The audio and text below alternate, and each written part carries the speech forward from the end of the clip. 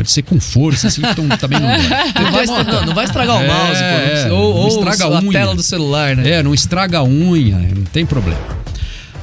Vamos lá, manutenção do esquema do técnico Thiago Kozlowski aí com o Thiago Kozlowski está esquematizando o Coritiba para esta recuperação num 4-3-3, né, praticamente, variações táticas, Marcelino Moreno ganhando espaço mais no meio campo, ele tem a volta do Aleph Manga para o jogo contra o Fluminense, pode contar com o Diogo Oliveira, que já saiu no bid aí, já deu um F5 aí, TT? Não, tá eu e o Ale aqui. Até sexta-feira sai, né? Até sexta-feira sai, né? E tomou vacina o Diogo Oliveira, né? Não vai ter esse problema. Esperamos, aí, né? Esperamos. O bid e o cartão de vacina dele aí, né? No momento, o cartão de vacina é mais importante até do que sair no bid, né? Tendo em vista aí o que aconteceu com o Maurício Garcia. Porque o bid vai ser mais rápido, né? A vacina tem que esperar os 14 dias, aí não tem jeito, 14 dias é muito slow motion. Né? Depois do empate diante do Cruzeiro, o técnico Thiago Kozlowski falou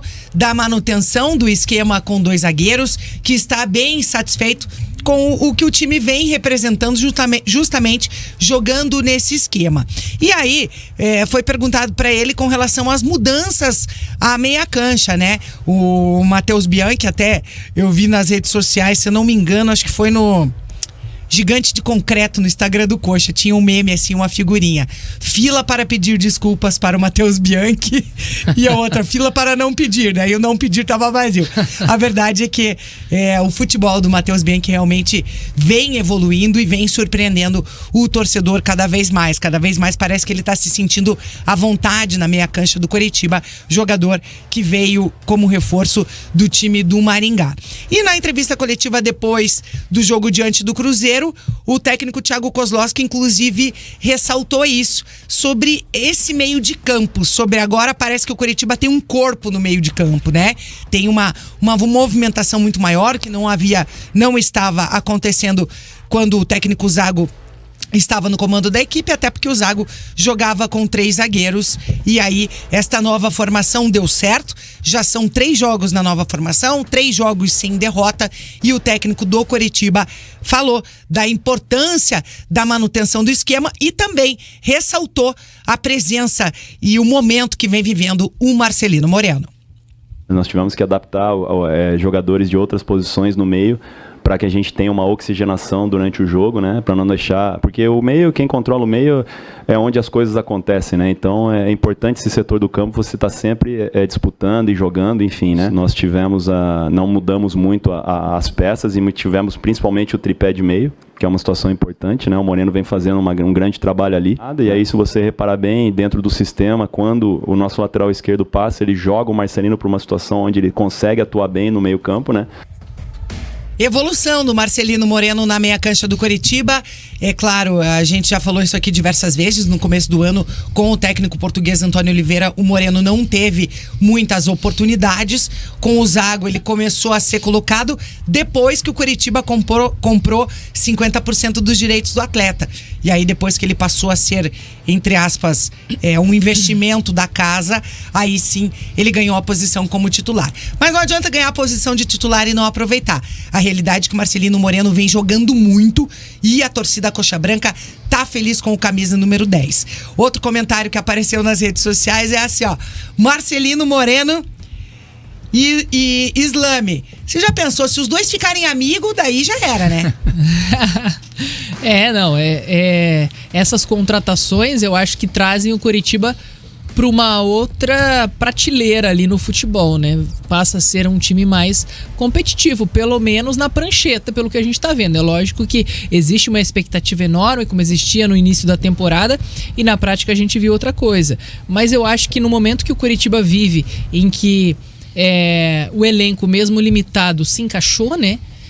Conseguiu entregar aquilo que se esperava.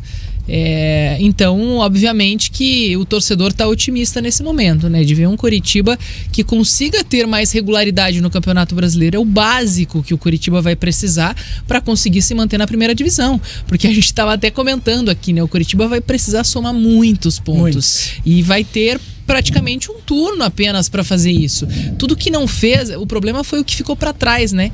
Esse tempo perdido em 12 rodadas, em que o Curitiba não conseguiu engrenar, né? Somou 4 pontos, se não me engano, em 12 rodadas. Em 12 jogos. Então, assim, é muito pouco. Então ele ficou para trás e vai ter que agora aproveitar esse tempo perdido para somar pontos nas rodadas seguintes e conseguir se manter competitivo ali para deixar a zona de rebaixamento. Eu acho que o esquema com 2 zagueiros é o ideal para o Curitiba, até porque o Bruno Gomes, quando ele precisa fazer essa recomposição ali para ajudar o Curitiba defensivamente, ele recua, né? E o Curitiba passa a atuar num 4-2-3-1 ali, ajudando, né? Fazendo uma linha defensiva de 4 e ajudando o Curitiba defensivamente. Tem funcionado. O Curitiba, mesmo quando tem alguma falha defensiva, como foi contra o América, né? Tomou o gol assim, ele conseguiu voltar a ter controle do jogo e conseguiu ter esse volume, principalmente com a presença do Marcelino Moreno ali no meio de campo, né? Um jogador que vem criando, vem finalizando, ele participa muito de jogadas rápidas, né?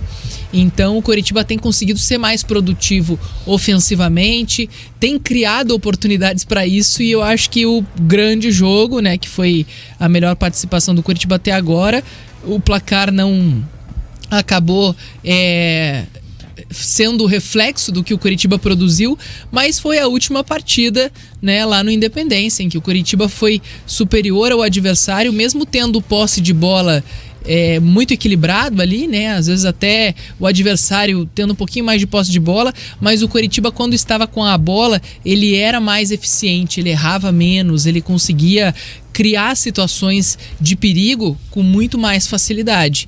Então a presença do Marcelino ali é fundamental para mim. Hoje ele é o titular absoluto do Curitiba ali no meio de campo, e acredito que com os reforços o Curitiba tende a ser um time mais eficiente, mais brigador, e que vai conseguir resultados mais interessantes, né, daqui para frente. Eu acho que não vai voltar a ter aquele sofrimento. Obviamente que vai oscilar, vai encarar adversários mais qualificados, que tem um elenco, né, mais competitivo, tem mais opções no banco de reservas, mas eu acho que não vai voltar a viver um jejum tão incômodo assim. E com relação ao time, né, Linhares, tem a volta do Aleph Manga, a volta do Henrique, que cumpriu suspensão, mas o Curitiba volta aos treinos hoje.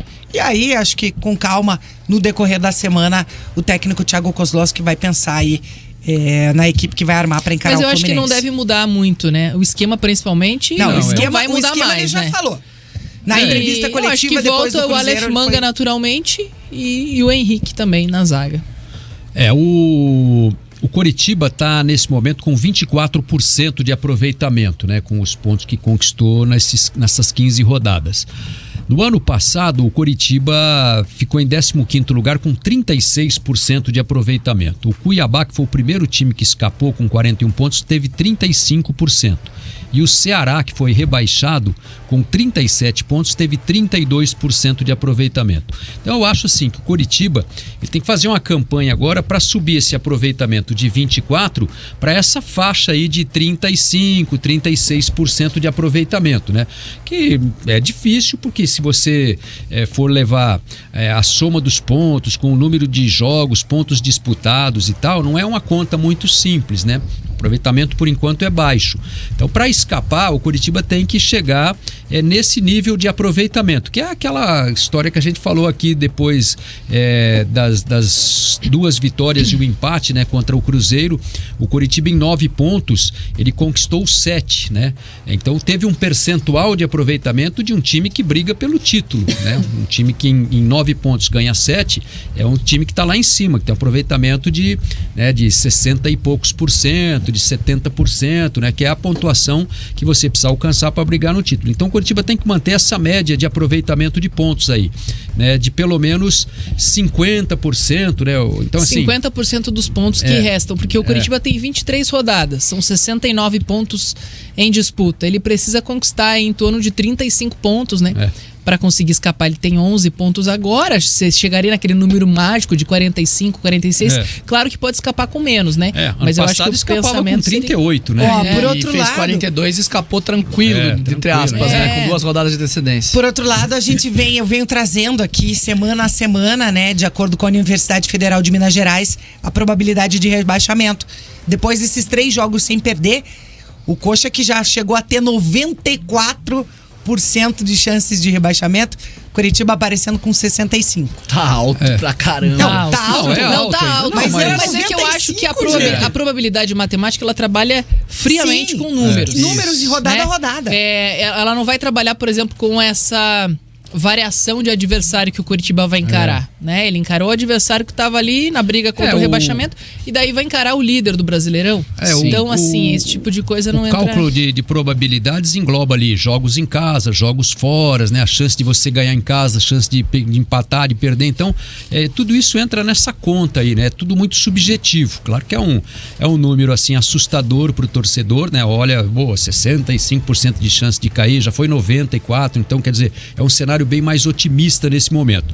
Mas o fato é que o Coritiba tem que estabelecer aquelas metas curtas, mini-metas. Né? Mini-metas. Vai disputar 9 pontos, são 2 jogos em casa e 1 fora, ou 2 jogos fora e 1 em casa. Então, são 2 jogos em casa e 1 fora, estabelece essa meta de 7 pontos, né? Vamos empatar fora e ganhar os 2 em casa. São 2 jogos fora e 1 em casa, 4 pontos já é uma conta razoável, né? Ganhar o jogo em casa, empatar 1, até perder o outro ali, é natural. Então, Coritiba tem que, na verdade, a cada 3 jogos fazer pontos, 4 pontos, 5 pontos, é o máximo de pontos que ele conseguir. Vai ter uma sequência que vai pegar 3 adversários muito duros e pode até perder os 3 jogos, né? Mas é evidente que agora precisa se estabelecer estas pequenas metas de pontos, porque é devagarzinho que vai conseguir sair da zona do rebaixamento. Não adianta sonhar em daqui 3 rodadas se na próxima rodada não fizer o dever de casa, não fizer a pontuação, né? 1h22, vamos agora trocar o chip e falar do Atlético.